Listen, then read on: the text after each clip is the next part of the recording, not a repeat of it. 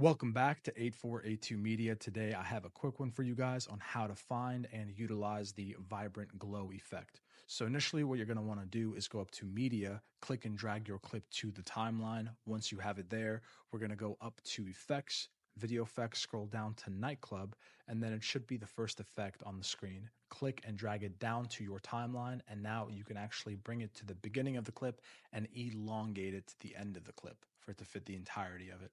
Now, with it being highlighted, we're going to go up to the Special Effects tab, and we can mess with the twist, the lateral chromatic aberration, the strength, the glow, the soft light, and the speed. You guys can play around with those settings. So now let's take a look at it.